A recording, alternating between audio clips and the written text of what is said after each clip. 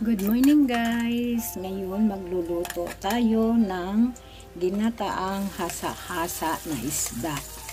Ayan, igigisa lang natin siya ng sibuyas, bawang, luya, at may kamatis. Ngayon, pagka nagisa na natin ng mabuti ang ating mga lamas, ilagay na natin yung ating isda. Ihipid lang natin sa paglagay. Ayan. And then, pagkatapos nyan, ilagay natin yung ating pangalawang gata para iluto sa ating gulay.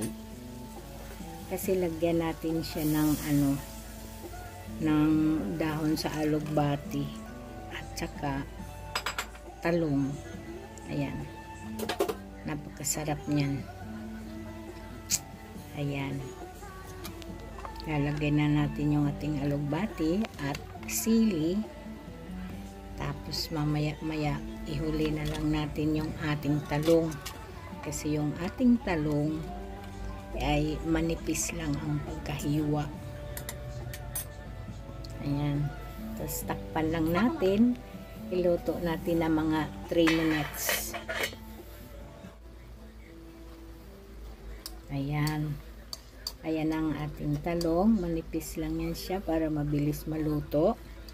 And then, pagkatapos nyan, ilalagay na natin yung ating pinakagata. Ayan, tilawan muna pala. At lalagyan natin ng asin at kaunting bitsin. And then, ang last nating ilagay dyan, yung ating pinakagata, yung coconut milk, pure na coconut milk, fresh na coconut milk. Ilabas ko yung sili.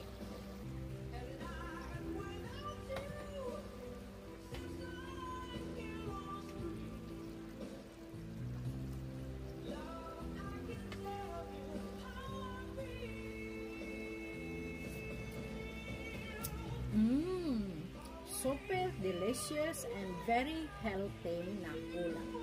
Thank you for watching guys.